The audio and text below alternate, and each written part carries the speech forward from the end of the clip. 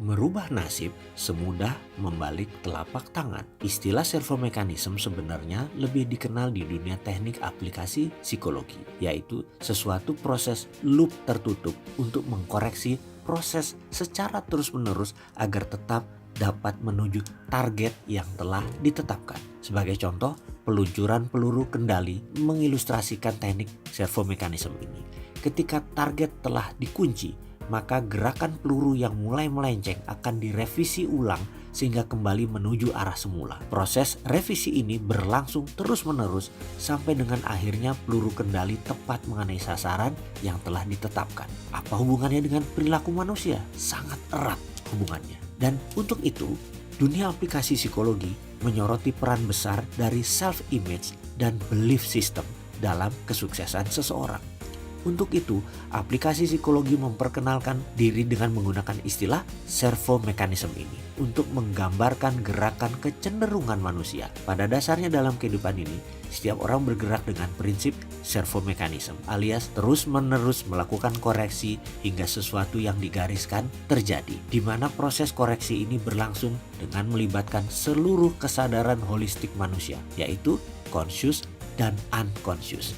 Jika seseorang sudah digariskan dalam tanda petik dalam pilihan hidupnya untuk sial, maka apapun yang terjadi, cepat atau perlahan, tapi pasti, maka proses servo mekanisme akan menuntun orang tersebut menuju kondisi sial tanpa bisa ditolak sama sekali. Sekali lagi saya ingatkan, ini man-made decision. Saya akan jelaskan rincinya. Demikian juga jika seseorang sudah digariskan untuk beruntung, dalam tanda petik, maka servo mekanisme ini dengan mudah akan membawanya ke keadaan seharusnya, yaitu beruntung. Semua yang akan kita alami dalam hidup kita ini telah digariskan. Suka atau tidak suka, servo mekanisme akan membawa kita ke sana dengan caranya. Coba perhatikan, suatu saat kita berkeinginan untuk mencapai sesuatu yang biasanya adalah hal-hal yang indah dan menyenangkan.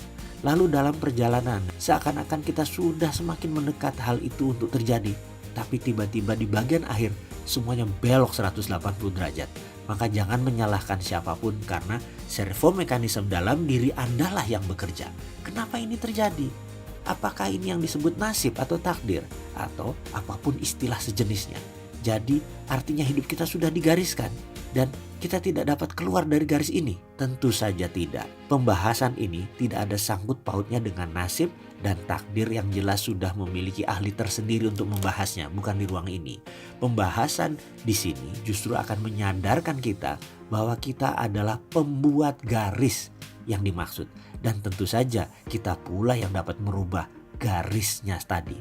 Saya ingatkan sekali lagi, siapakah yang membuat garis ini? Yang membuat garis ini tidak lain adalah sosok yang terdapat dalam diri setiap manusia yang dikenal dengan nama self-image dan belief system. Kita lanjut.